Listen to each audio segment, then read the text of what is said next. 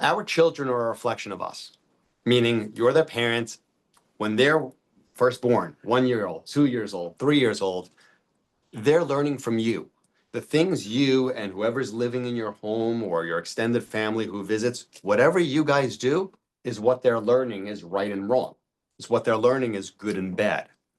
Personally, I have to tell you that when I became a parent, when my daughter was born back in 2009, my goal was, how do I become a better person so that I can be a better parent for her? I literally thought, well, what are the things I would love for my daughter to be doing when she's older that I'm not doing that I have to start doing? Like, for example, eating healthy, eating well. I wasn't the greatest eater. I changed that process when she was born because I wanted her to eat and see exposed to healthier foods. Then that becomes her norm, right? Exercising I've always done, but I wanted to make sure she saw that I was always exercising, that I was always active, because then it becomes, oh, well, my parents do it, so then I should be doing it.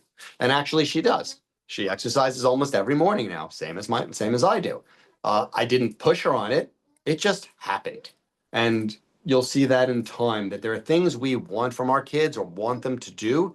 The more we push, the more they're going to resist. So to this point, when we talk about it, if we present as anxious or nervous, they're going to start getting anxious or nervous. I always watch kindergarten parents in the morning when you're dropping your kids off. It's interesting. And I told you this, I told you this back on the first day of school, because some parents are like, okay, bye. And other parents are like calling their child's name out, literally walking upstairs. The child's turning around on the stairs, not safe. I mean, do we walk backwards on stairs? No. We have to learn as parents to let them go over time. It's a gradual release. It's hard. But the more nervous as a parent we are, the harder it is for our child to not be nervous, because they're looking at you for what's right and what's wrong. And the thing to know about that is the child we see in school, your child here, is not your child at home. It's a different person. Just like you're different at home than you are at work, right? You show up differently. I hope you show up differently at work than you do at home or with your family, and you may act differently with your friends than you do with your parents or your cousins or whatever. We have different versions of ourselves. Your children are no different.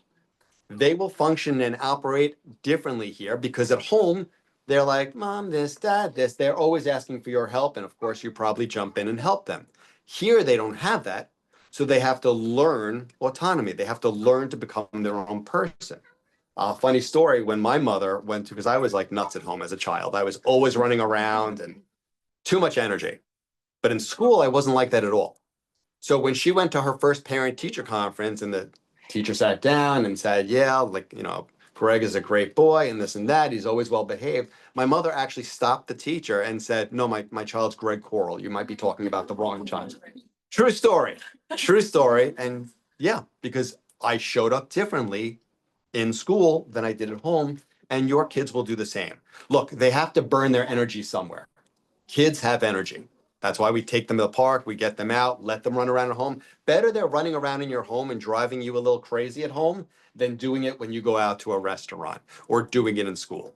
They have to learn there's a place, a safe place for it, and then there's other places where we really can't do that, right? So a lot of times as you meet your child's teacher and you talk to them, you may get reports and be astounded by the fact that your child acts a certain way. Could be good, could be bad. They may be very well behaved at home and not so well behaved in school. It works differently. Because remember, at home, depending on if they have brothers and sisters or whatever else, or cousins, however you're living, it's a small group. There's not a lot of people. Here, they're surrounded by 30 other kids. It's a lot of stimulation, a lot of noise, a lot of different personalities, a lot of different people, and we're all sensitive to that differently. Some children have no problem with it. My daughter became very quiet. She's very talkative at home, but in school, she really clammed up. She did not talk. Every teacher from kindergarten on during parent-teacher conference would tell me she needs to talk more. It was actually last year when she was in 10th grade, it was the first year I didn't hear that statement, that she started talking more and getting out of her own shell. I would have loved for her to talk more, but, and you may know this, sometimes we tell our kids stuff, they don't listen, it's not going to help. The way I kind of think about it is like, again, I'll go back to nature or flowers or planting. If you plant a flower, can you force it to grow? No. But you can make sure the water's there, you can make sure the sunlight's there. You could set up the environment to allow it to grow on its own. And that's what I encourage you to think about with your children. What do I have to do in my environment to create a situation where they can grow well? Right? And that looks differently. Again, it comes down to habits. It comes down to the things we're doing as parents that we want to make sure that we're, and I'll say the term gifting to our kids, because the more you can work on this now, the less of a headache you're going to have later. And I sent out a video, I think, on Instagram about habits. I don't know if you got to see it about a week or two ago, but that was one of the things that we started at home when she was very young. She came home from school. We immediately would, change her clothes, give you a snack, give her a few minutes, but then it was down to homework. And you're going to experience this too. The kindergarten homework, which would take you about 2 minutes to do, will take them an hour. It's incredibly frustrating as a parent, but we have to push through that frustration. If you want to develop a habit, you have to show them that it's okay to push through the challenges, the difficulties. So yeah, every day in kindergarten, that's what we had to do. We had to sit with her and go through this. And sometimes I wanted to just grab the pencil and say, it looks like this, or like, it just drove me nuts. But I understood the long-term benefit. By first grade, it was interesting because now she's a little older. She's coming home and she's kind of going right to the fridge or taking out a snack or asking for the snack. And we're still sitting with her with homework. But then a little into first grade, it's all of a sudden, okay, you do your work, I'm over here. So I'm not on top of her anymore. And she would do her work. By the end of first grade, beginning of second, didn't even need to be in the same room.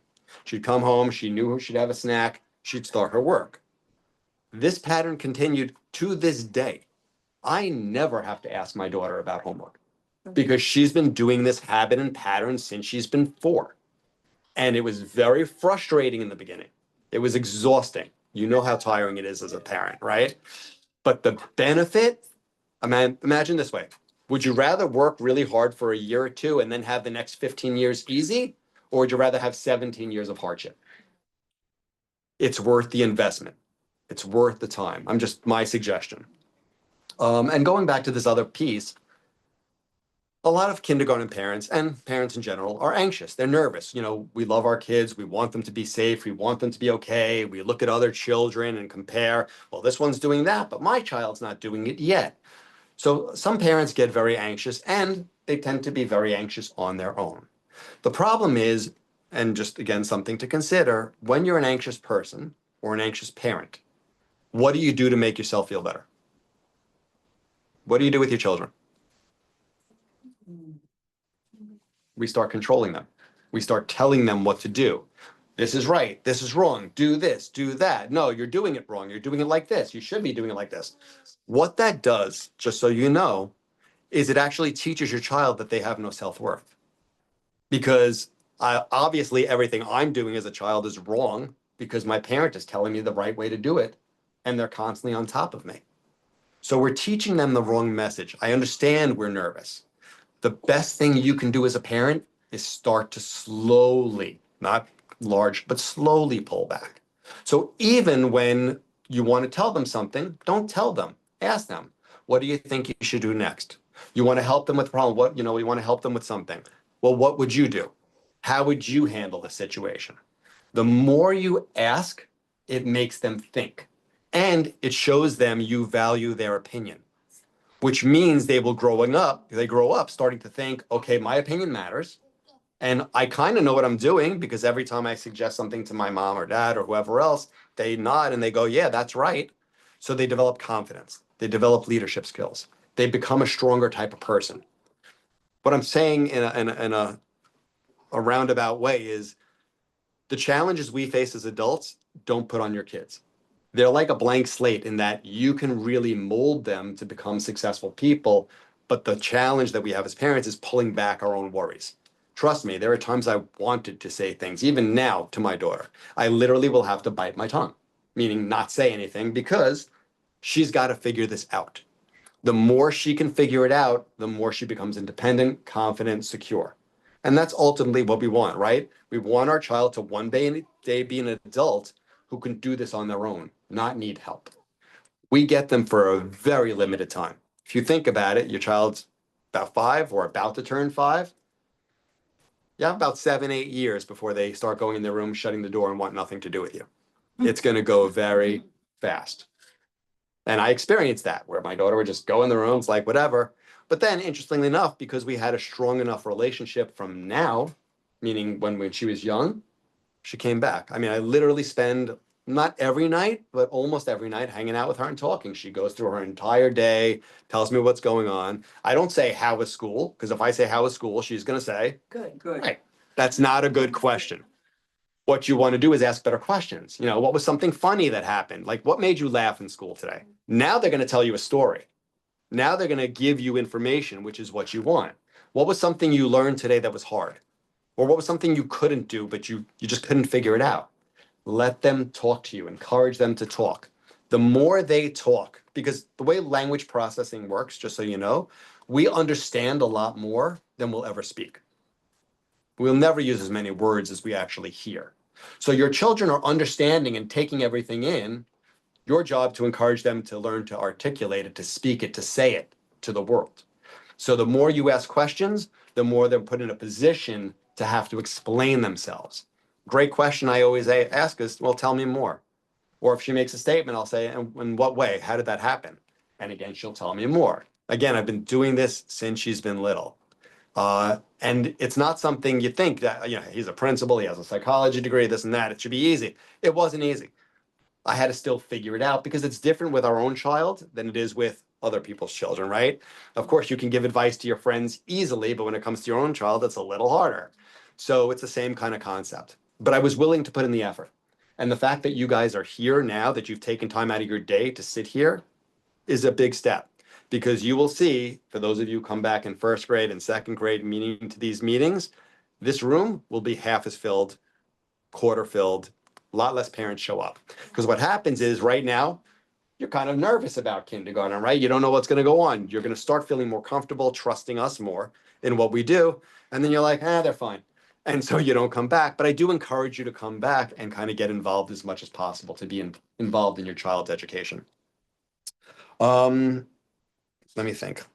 Question I often get, screen time. How much is too much, right? iPad, phone, whatever the case is. When should I give my child a phone? What should I do?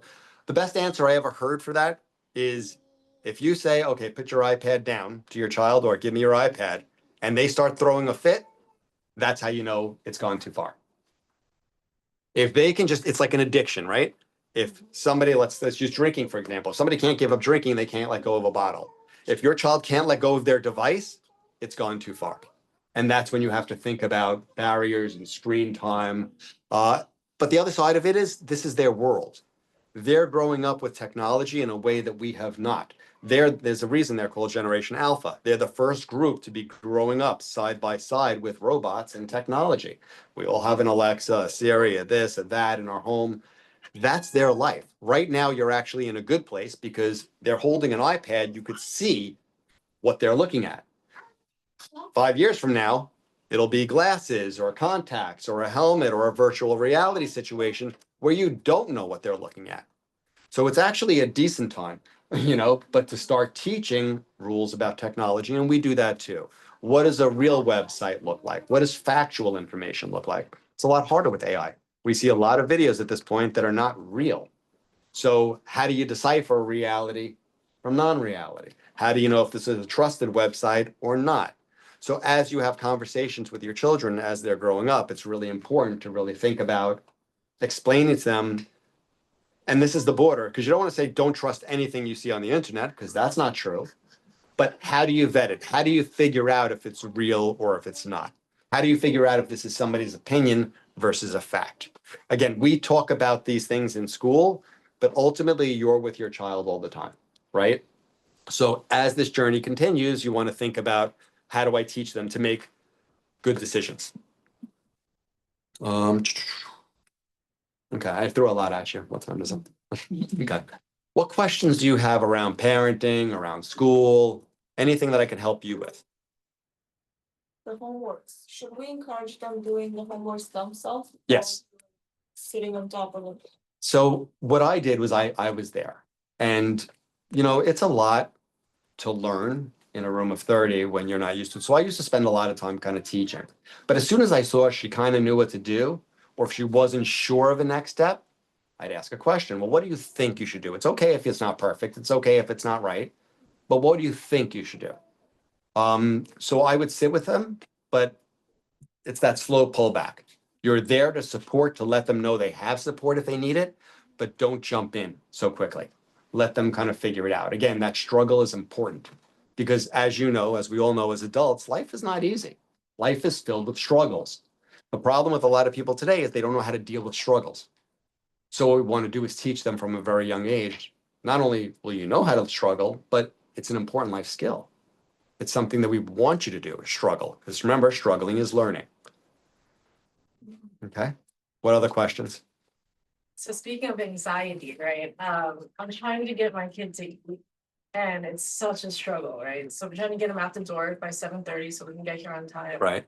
I also tried encouraging him to go eat breakfast here. That's like, he's like, I just sat there. I was like, there's a line to go get food. Mm-hmm. Nothing. Right? Mhm. He'll go online at least for lunch, but he'll take like 2 bites. Mhm. I pack him snacks for lunch. I pack him snacks for classroom.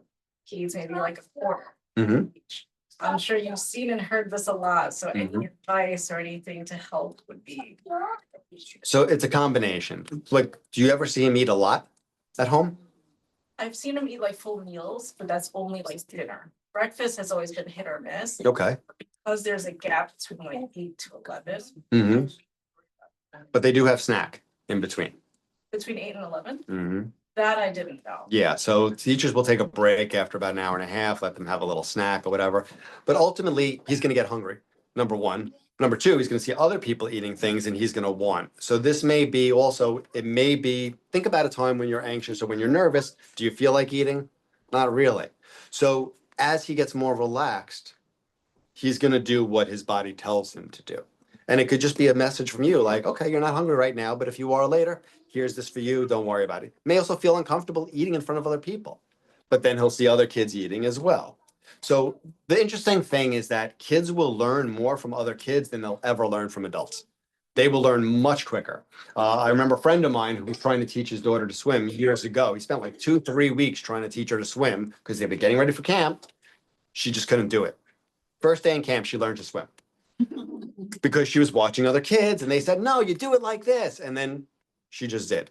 So it's that type of thing when the more he's around the other kids, the more he's going to relax and kind of get into it. I wouldn't worry about it. As long as he's eating the dinner and not losing weight and everything else, then this is where, as a parent, we have to relax a little and guide. Now, if he stops eating or starts changing, his weight starts changing, then it's a different conversation.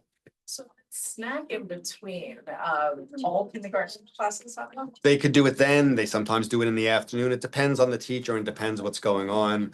They try to gauge it because the kids start looking tired or looking out. They'll tell everybody to take a break, drink, eat a little something.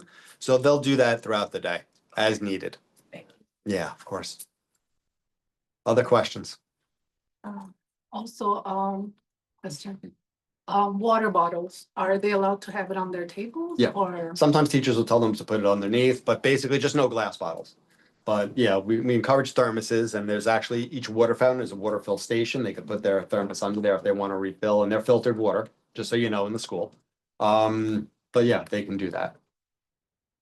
When you mentioned period, 8 period in a day, how many minutes in a period? So the first 4 periods are 45 minutes apiece, and the next 4 periods are 50 minutes apiece. So it's 8 to 8:45, 8:45 to 9:30, 9:30 to 10:15 till 11. Then it becomes 11 to 11:50 because we give them a little extra time for lunch. Because lunch takes place 5th, 6th, and 7th. Then I noticed in a kindergarten class, there's about like 20 to 25 students. 25 students. Be sure, how can the school ensure that every student get enough attention and Mhm. take care of the teachers so that he or she doesn't feel left out? They do. I don't know how to explain it, but the fact is they do. Our kids in general, again, we've been doing this for many years, and our kindergarten teachers, nobody's new. They've been doing this as well, but they do make time. They go around to different groups because the tables are set up similar to this. So they'll sit at this table and talk to those children. Sometimes they'll call the children over to them. They make sure everybody's getting attention. And then we have what are called win periods during the day. A win period is whatever I need, meaning your child needs a little extra help with math or coloring or how to hold a pencil. They'll spend individual time with them on that. And then how are they handling negativity of other kids? Because other kids each have its own different personalities. Yep. So bullying, other kids bullying Mhm. others. How are they to handle and Right. So that's the reality of it. Kids are not always nice to other kids. Sometimes they say things in not a nice way. Bullying is a different story. Bullying is when it's repeated, one child or a bunch of children, like one child is being targeted over and over and over. You know, but in general, our kindergarten and our pre-K and first, actually pretty much all the grades, but differently presented, we talk about this. We talk about how to handle tough situations. If somebody says something that's mean to you, what should you do? Sometimes it's tell the teacher, sometimes it's, well, try to handle it on your first. Sometimes it's just walk away. So we teach them skills and strategies because that's an important life skill. It's something, because just like as adults, we have people who say nasty things to us, or we see people on the street who are not exactly normal, if you will.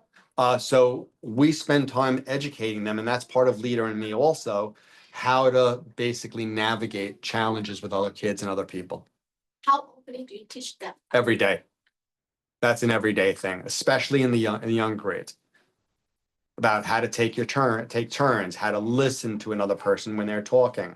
So that's all foundational skills is what we call them. Again, that tree analogy, it's basic stuff that we teach them.